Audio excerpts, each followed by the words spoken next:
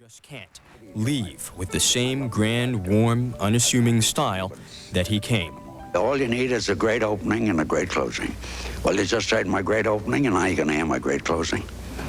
You've been a charming audience. I had a wonderful time, and thank you very, very much. Michael Oku, CNN, New York. Joining us now in Los Angeles is Irving Fein, who is the longtime friend and manager of George Burns. Mr. Fein, thanks very much for joining us today. You said in a little clip that we saw there a moment ago that George Burns talked about the next 100 years. Now, let me ask you, a guy who lives to be 100, he's played God, how did he view mortality? He felt he wasn't going. He always said, it's been a great 100 years. I hope the next 100 is just as exciting. He never thought about going. What was the attraction? You were his agent. What was it that made people want him in their movies, want him in their shows, at an age when those of us who ever lived that long would be content to sit back, I suppose? George never wanted to sit back. He wanted to work. He looked forward to that audience. He loved the applause. He loved the laughter. He loved the standing ovations. And he got them every time he walked out on that stage. He always got 3 standing ovations every single night.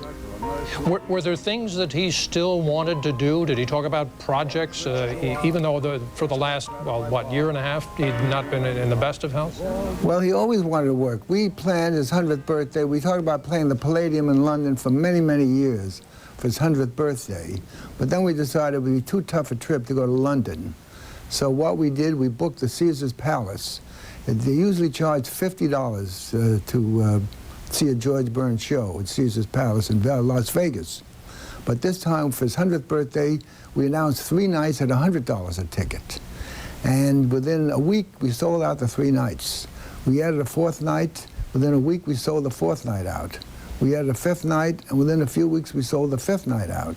And there we were, more than a year in advance, sold out for 5 nights at $100 a ticket. It's amazing. I don't suppose with that kind of turnout you ever said enough. No, he just looked forward. He would have worked 2 weeks if we let him, but we wouldn't let him work that hard. What was it about George Burns that so much was able to bridge generations, to appeal to people over such a long span of time? As George said, he never tried to play down. He always played his age. When he was 40, he played a 40-year-old man. When he was 50, he played out. When he was 90, he played a 90-year-old man, and all his jokes were from a 90-year-old man. He didn't try to be cute and act as if he was on the make for a cute young girl. But comedy changed over that time. Well, George's comedy was universal. His jokes were jokes that we hear about all our friends and all our relatives, and the audience loved him. He'd walk on and get a standing ovation every night, and in the middle of his act, he'd finish a song and get another standing ovation, and he'd close, he'd get another standing ovation, and that kept him alive. Those laughs and the standing ovations and the applause, that's all he looked forward to. Mr. Fein, as we were watching all the clips today, one thing obvious to everyone is the omnipresent cigar. In a day, at an age when most places you probably try to even play a theater or a show, you're not allowed to bring a cigar in there. Did he ever try and quit? Did anyone ever say, no, you can't bring that cigar in here, Mr. Burns? No, he loved that cigar. He smoked 10 or 15 a day. As a matter of fact, at his country club, Hillcrest, they had a rule, no smoking in the card room.